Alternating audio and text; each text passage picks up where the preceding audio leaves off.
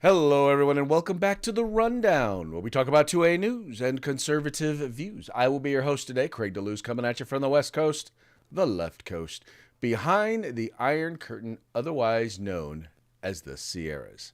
And, today is Taco Tuesday. It's raining tacos from out of the sky. Tacos, no need to ask why. Just open your mouth and close your eyes. It's raining tacos. It's raining tacos out in the street. Tacos, all you can eat. Lettuce and shells, cheese and meat. It's raining tacos. Yum, yum, yum, yum, yummity yum. It's like a dream. That's right, folks. Today's Taco Tuesday. We very much appreciate you tuning in. We appreciate you telling your friends about The Rundown. This is the place where we talk about 2A news and conservative views. We're going to have a good time here today. It's going to be us. So unfortunately, Mike, this is his day. He does Civil Air Patrol. So unfortunately, he will not be joining us today.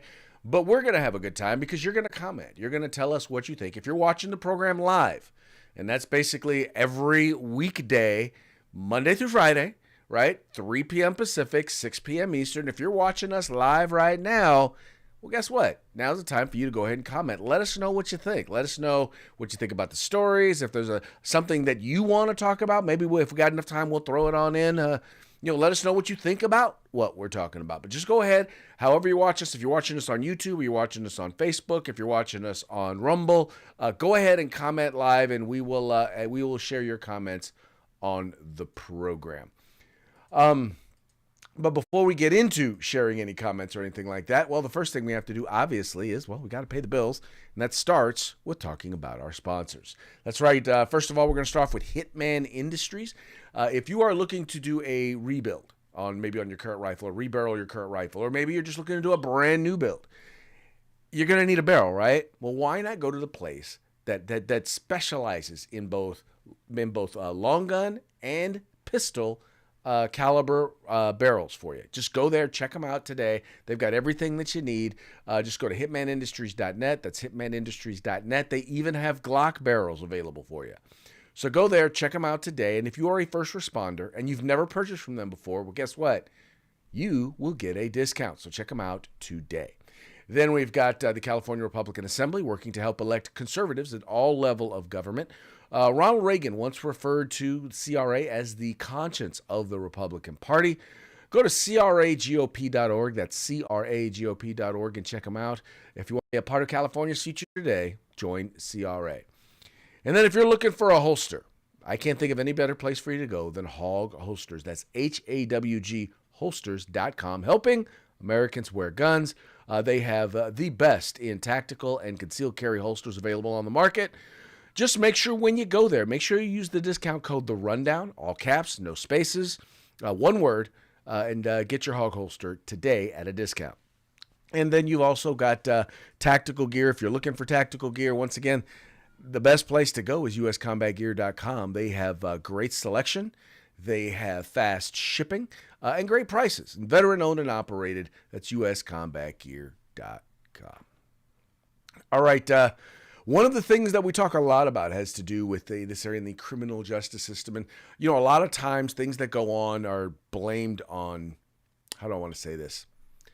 People oftentimes refuse to accept the fact that their policies are the problem. Well, apparently in the state of Oregon, they have come to recognize that their policies were in fact the problem. And so they've sought to rectify that. And so now in the state of Oregon, they have actually recriminalized the possession of illicit drugs. This being reported by the USA Today. Oregon governor signs bill reintroducing criminal penalties for drug possession. What to know? It says Oregon Governor Tina Kotek signed a bill into law that recriminalizes the possession of small amounts of drugs on Monday. House Bill 4002 ends the first in the nation drug decriminalization law that was enacted 3 years ago. The new measure will go into effect this fall. The Statesman Journal, part of the USA Today network, reported. starting September 1. Class E violations created by Measure 110, which eliminated criminal penalties for possession of small amounts of illicit drugs, will be repealed under the new law. Instead, a person with small amounts of illicit drugs will now face drug enforcement misdemeanor, decriminalization, a groundbreaking law that was scrapped in Oregon. What does it mean for decriminalization? I'm not going to get into what does it mean. What it means is now you have to basically pay a penalty. And here's the real thing. When they decriminalized the law, here's what happened.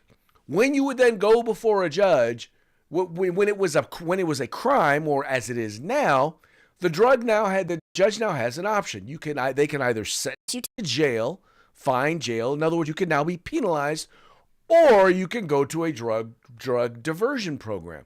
Well, when they decriminalized it, they had no option. So in other words, if you were using illicit drugs in public, if you were in possession of illicit drugs in public, especially if you were in need of serious drug rehab, there was no alternative. The judge didn't have any other option. The court didn't have any other option but to let you go. But that's what happens when there are no consequences. When there's no consequences for bad actions, right? When you don't have, it does no good to offer a carrot if you're not going to also offer the stick. In other words, look, we'll give you an opportunity to get it right. But if you're not going to get it right, you're going to pay the price, right? That is what this new law has done. It has now put them back in place. And once again, you have to give the lawmakers there. Let me clarify. I would love to say that you need to give them credit. But I don't know how many of them actually admitted that they were responsible for supporting policies, for putting policies in place that actually caused this. I sincerely doubt that they took ownership of their role in what caused this to happen. I would love to believe that they did. I would love to have that sort of faith in politicians, but I don't. But ultimately, we have to be able to be willing to be recognized when mistakes are made. And that's what happened here. I am sincerely hoping that other states, other municipalities, other locales will look at this and say, you know what? We were thinking about decriminalizing drugs, but now we're not going to do it. Now, the problem with that is this. Those on the left, many of those on the left, in particular those on the far progressive left, believe that these policies are going to work. They just don't believe that other people are smart enough or as smart as them when it comes to implementing them. Meaning they believe that, well, while Oregon didn't get it right, they believe that they can get it right. And I cannot even begin to tell you how dangerous an idea and a concept that is, because when one is never in a position where they can ever admit that they're wrong, then they're never going to be able to fix things. And that, my friends, is scary. Never being in a position where you are able to fix things. And I'm the type of person where I'm like, look, I will admit to you when I'm wrong, but I'm not just going to tell you I'm wrong just because you want me to tell you I'm wrong. Just because you believe I'm wrong, you've got to make the argument. You've got to put the facts out there. You got to make things clear. And by the way, what happened in Oregon is exactly what conservatives told them would happen. It's exactly what law enforcement told them would happen. And they ignored them. They ignored the argument. But now they have the benefit of hindsight. Now they've seen what happens. They've seen the consequences. They have seen the light. And so now they're like, yeah, no, we ain't having this. We're not having this. Once again, I don't know if they're admitting that they were wrong, but at the very least, they are changing their policies. And that is a good sign. Because, Oregon has been heading crazy left for a long time. Oregon, which, by the way, those of you who have ever been to Oregon know, it has actually historically has a very libertarian streak to it. I wouldn't call it conservative, although there are plenty of conservatives there, but it's more libertarian. And it really, once you get outside of Portland, it's really still kind of like that. But Portland and the metropolitan or the suburbs of Portland have gotten so liberal that they've taken a heavy push to the left, and that's largely thanks to the Californication of much of Oregon. Y'all know I talk about that all the time about people moving out of California and going to other states. I will always wonder about that. In fact, you know what? I think I just did a piece. I just did an article on California's minimum wage. I think the next one I will do is on the Californication of other states. That's what I'm going to do, folks. Hopefully, wake up the rest of America. So anyway, that'll be my next commentary. Will be once again the Californication of other states. But anyway, it's all bad. So in this case, wouldn't surprise me at all, by the way, to see California still try to pass a law decriminalizing drugs because, well, California liberals think they know it so much better than everyone else, which is why so many California laws wind up getting overturned in the courts, which is why so many Californians are leaving California. It's one of the few states that's actually seeing a dramatic decline in residents, in business owners and employers and all of that because, well, California policymakers think they're so much smarter than the rest of the world. Yeah. Anyway. All right. Moving right along, migrants who rioted at the southern border are released. You may have heard about this. You may have seen the video of it. So at the southern border, there was basically, for lack of a better term, it was a riot that was held. I won't say a riot, but yeah, no, I think you could say a riot.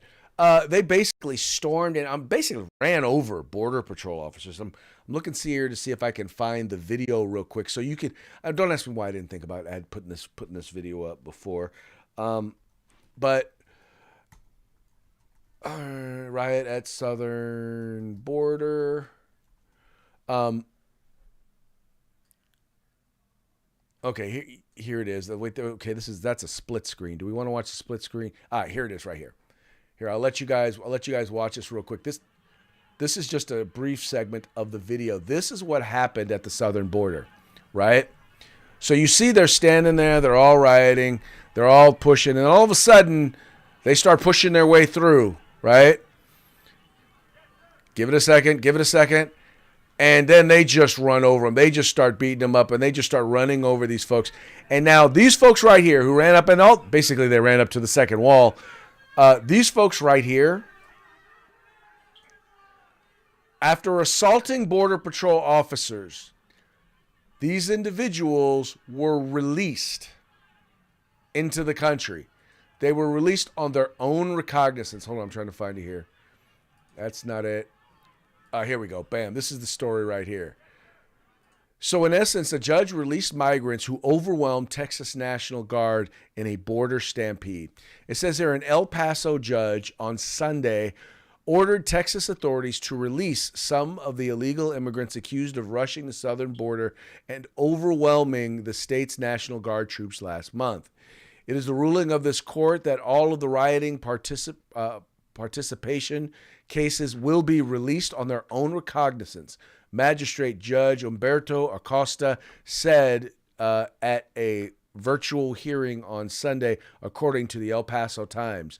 Border Patrol officers on March 21st arrested hundreds of migrants, mostly adult men from Venezuela, who rioted and rushed the border near the Rio Grande. Some were charged with assault and criminal mischief after allegedly ripping down razor wire and knocking over members of the Texas National Guard. Acosta justified his decision to release some of the rioting migrants by noting the El Paso District Attorney's Office is not yet ready to proceed with detention hearing for each arrestee. So if the DA's office is telling me that they are not ready to go, what we're going to do is we're going to release all of these individuals on their own recognizance, the judge said. So in other words, the DA isn't ready to go. And rather than hold them until the DA is ready to go, he's just not going to do his job. He's just going to release them. And now they're not being released into Mexico. They're being released into the United States. That's right. They're being released, they're being released just like any other migrant who violates our immigration laws and comes in coming to the country. They're just going to bring them on in. Now, how much sense does that make? How much? I don't know about y'all, but that don't make no sense to me. That makes absolutely no sense to me that they would be doing this.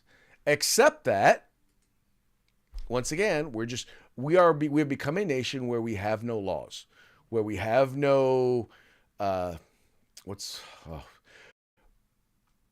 we have no consequences for bad actors. And if you have no consequences for bad actors, what you tell people is they can do whatever it is that they want.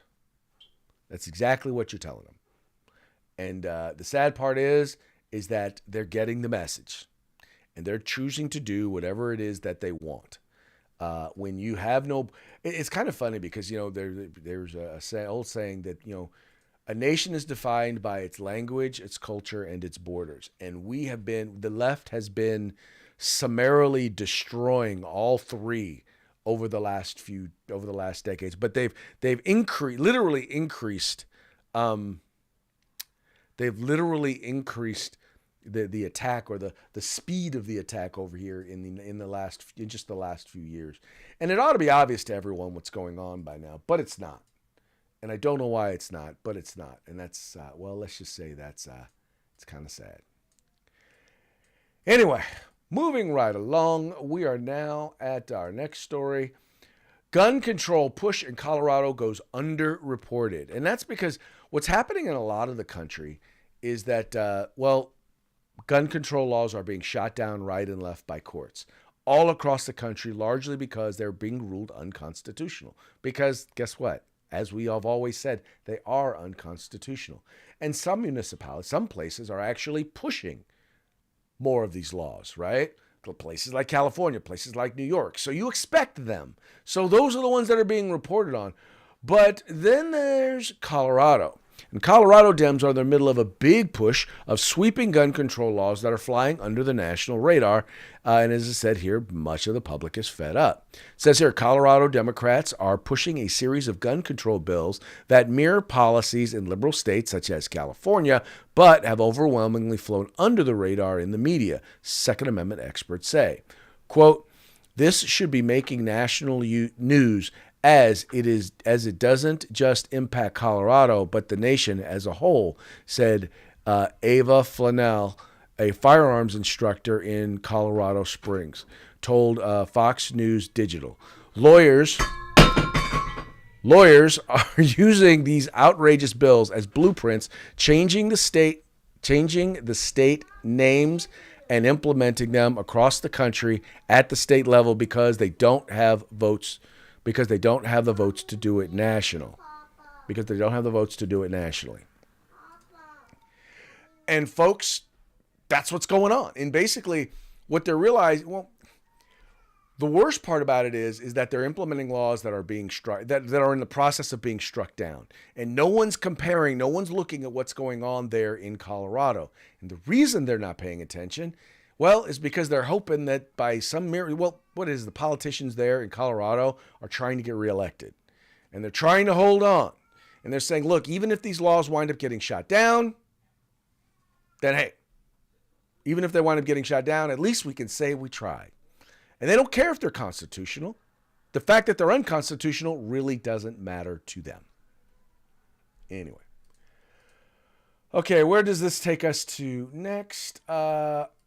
Okay, you're going to love this one. Okay, you may have heard of the guy Richard Dawkins. Well, Richard Dawkins is a famous atheist, and he has something to say about Christianity. And before I comment on it, I want to give you an opportunity to hear what he has to say, and then we'll comment on the other side. Well, I must say I was slightly horrified to hear that Ramadan is being promoted instead. I do think that we are culturally a Christian country. I call myself a cultural Christian. I'm not a believer, but there's a distinction between being a believing Christian and being a cultural Christian. And so, I love hymns and Christmas carols, and I sort of feel at home in the Christian ethos. I feel that we are a Christian country in that sense. It's true that statistically the number of people who actually believe in Christianity is going down, and I'm happy with that. But I would not be happy if, for example, we lost all our cathedrals and our beautiful parish churches. So I count myself a cultural Christian. I think it would matter if we certainly if we substituted any alternative religion, that would be truly dreadful. Well, which brings me to my supplementary point, which is that, as we know, church attendance is plummeting, but the erection of mosques across Europe, I think 6,000 are under construction, and there are many more, are being planned. So do you regard that as a problem? Do you think that matters? Yes, I do really. I mean, I don't, I might just choose my words carefully. I mean, if I had to choose between Christianity and Islam, I choose Christianity every single time. I mean, it seems to me to be a fundamentally decent religion, in a way that I think Islam is not. I think you're going to have to explain why you say that, Professor Dawkins. Why is Islam fundamentally not decent like Christianity? Yes, I mean the way women are treated. I mean, Christianity is not great about that. It's had its problems with female vicars and female bishops and things, but there's an active hostility to women, which is promoted, I think, by the holy books of Islam. I'm not talking about individual Muslims, who of course are quite different, but the doctrines of Islam, the Hadith and the Quran, is fundamentally hostile to women, hostile to gays. And I find that I like to live in a culturally Christian country, although I do not believe a single word of the Christian faith. See, so now here's the thing. First of all, let's be clear. He talked about the term, he is a cult. There's no such thing as a cultural Christian. All right. There is someone who may, what he recognizes are the benefits of living in a nation ruled by or with predominantly Christian people in it, because our faith teaches us various different things. For example, name one Muslim nation where you can be Jewish and live. If it's an Islamic nation, exactly, you can't, because they're in their religion. There can be only one religion. Christians are overwhelmingly tolerant of people who disagree with them. Although our goal, or although we're taught as Christians to share our faith and help other people to understand our faith, we don't mandate that anybody follow our faith. Becoming a Christian is a choice. Becoming a Muslim in Muslim countries, you either become a Muslim or in the strictest words in many cases under the Muslim faith, and you as someone is well welcome to correct me if I am wrong, but it's convert or die. And that's the way it is in many of these countries, in many Muslim countries. So and that's what he's talking about there, is there are fundamental things that are part of other faiths, or that are part of other faith. In particular, in this case, he's talking about Islam, that are not part of fundamental Christianity. But then also, I mean, Islam aside, the things like tolerance and toleration and moral value, all of these things are fundamental things that are part of the Christian faith that you get the benefit of when you live in a Christian nation. The reason we have what we have here in the West is because of that. When you look at what is taking place right now in Europe, which is basically a colonization of non-Christians there in Europe, and you're starting to see the consequences of it, right? When you start to see the consequences of it, and you start to see in many of these European nations, their economies going under, crime is rampant in the streets, the quality of education. I mean, in every area, socioeconomically and culturally, they are heading in the wrong direction. It's no wonder, because, when we try to take our faith and we try to implement it, or our form of government, the democratic form of government, our democratic republic, a Republican form of democratically elected government. Whenever we try to push that on, and in particular in the Middle East, we find that it doesn't work because their values are different from ours. Their values largely stemming from their religion. And even if they are not, Muslim, then those nations oftentimes being predominantly Muslim, generally tend to be governed the way in which ways that are in line with their faith. America being a nation that was founded by Christians, not as a Christian nation in the sense of a theocracy, but based on Christian principles and values, there are certain benefits, there are certain consequences that come from that, and we have seen the blessing of that. Some of what we got right from the very beginning, some of them, it took a while. Just like, when someone goes to church and they give their life to the Lord, they don't automatically, get it all together right then. It takes a while to get it going. But you know what? As a nation, we have done that. Now, the problem is, and this is where he's really wrong, is that you don't have those benefits without the religious faith. You know what I'm saying? You have the protection of being under that because you are a part of us. If we don't exist, those benefits don't exist.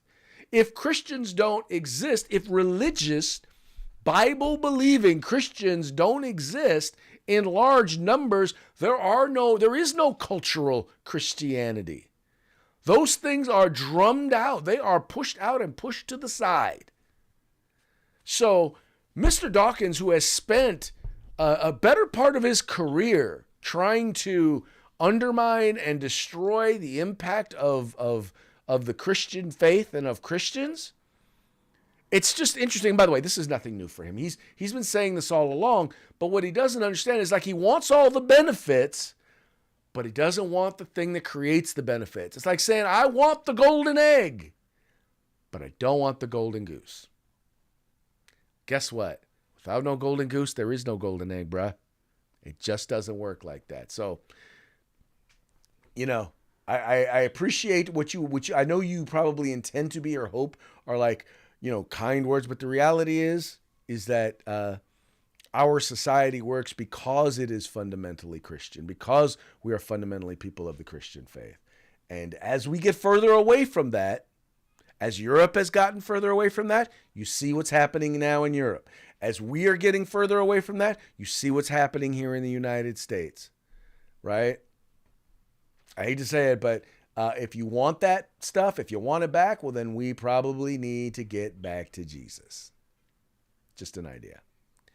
All right, folks. Well, hey, that brings us to our parting shots. Parting shots are brought to you by Hog Holsters. Just go to hogholsters.com. Use the discount code, The Rundown, all caps, no spaces. Get your Hog Holster today. I wanted to share this first video with you. Stephen A. Smith is not a guy. He's a loudmouth. I'll just be honest with you. He does mostly commentary on sports, but he does do some cultural and political commentary. What I will say is that he is definitely prone to say what he thinks and what he believes. He is not a conservative. Although he has been known to say some things that conservatives might agree with from time to time. But there's one here that I think that this is more of a, warning shot to his fellow liberals than it is a call out to or support of conservatism. So I wanted to share it with y'all and get your perspective on it. Donald Trump made a very salient point. I know you don't hear me say that often, but it's true. He made a very salient point a couple of weeks ago, or I think it was in the immediate aftermath of Super Tuesday when he was talking about President Biden, and he was saying, come beat me. Stop trying to use the legal system in order to pull it off. Now, obviously, President Biden would say it has nothing to do with me. He's the president of the United States. He's not the prosecution in Georgia. He's not the prosecutor in New York. Okay, he has nothing to do with those things. So he may say, maybe it's true. But I find it very, very difficult to believe that everybody on the Democratic side is innocent. I mean, when you look at an inordinate amount of charges that are coming Trump's way, when is enough's enough? Ladies and gentlemen, there's so much to get into. I'm not going to do it. I'm going to simply say this. Trump is kicking the Democrats, you know what. And we're still waiting for him to go to jail. We're still waiting for him because supposedly he's done so much. Russian collusion, remember all of that? We're still waiting for we're still waiting for the guilty verdict. We're still waiting for him to be incarcerated. We're still waiting for him to be seen in zebra stripes. You can't touch him. And now he's throwing this salvo. He said, yo, why don't you come beat me? Stop engaging in lawfare and using the legal system to push your political agenda. Come beat me. That's what he did. Listen, I do sports most of the time. That's the kind of language we want to hear, ain't it? Can you beat him or not? You gonna beat him? 4 different polls showed that Joe Biden is trailing, that Trump is gaining momentum. You can look at the right and talk about their commitment to Biden's cognitive decline narrative. The fact of the matter is, in half of America's eyes, Trump is seen as damn near criminal. And he's still collecting more campaign dollars and more votes. This article is a very profound one. The high price of Democrats' anti-Trump lawfare. Because when the legal system is utilized this way and people see you getting away with trying to cause all of this ruckus towards him as opposed to simply beating him at the polls, that gives them additional fodder to question the legal system.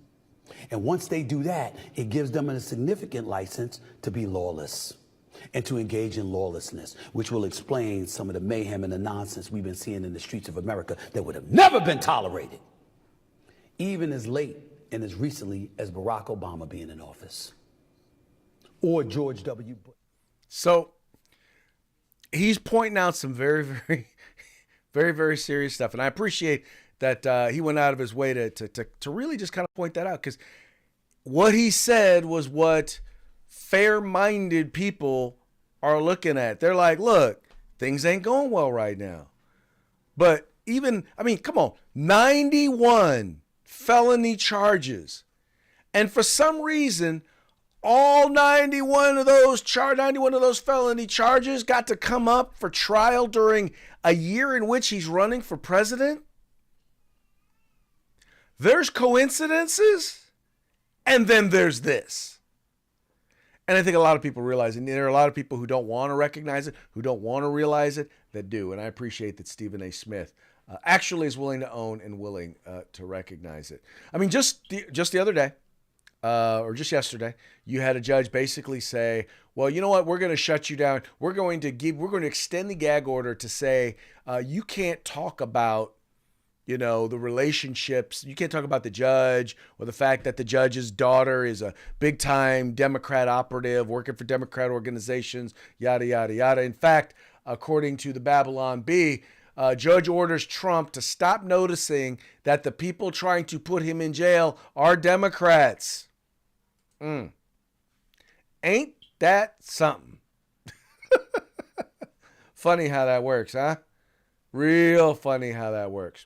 Oh, by the way, and on a different note, the Scottish Parliament actually just passed a very we would call it anti-First Amendment, because they're not, they don't have a First Amendment.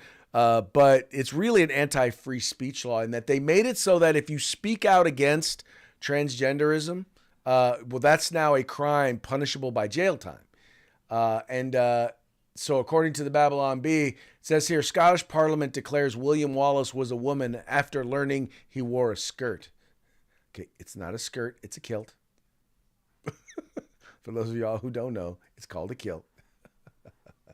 And then finally, talking about Joe Biden, getting back to Joe Biden, thought this would be worth sharing. Someone share this. Joe Biden's America, where the wealthiest 1% set a record with $1 trillion total net worth. Now, I'm not against the wealthy, right? By the way, you notice there on this little graph there at the bottom. Notice how much richer the wealthier have gotten, while at the same time, average household income has gone negative during his administration, while prices have gone through the roof. All this, once again, under Joe Biden's watch. Yet, he's real quick to claim credit for the good economy, but the reality is, for whom is the economy good? And clearly, it's not good for everybody. All right, folks, well, that brings us to our time to part ways. But before we do, I want to give a quick shout out to our sponsors. If you're looking for rifle or pistol length barrels, go no place else than hitmanindustries.net. If you want to be a part of California's future today, join the California Republican Assembly, or join CRA. Go to Hog Holsters, use the discount code The Rundown, all caps, no spaces, get your hog holster today. And finally, get all of your tactical gear, everything but the gun, at uscombatgear.com. And with that, we're going to call it a day. We will be back tomorrow. Tomorrow being hump day. Till then, you guys enjoy. You take care. And we will see you mañana.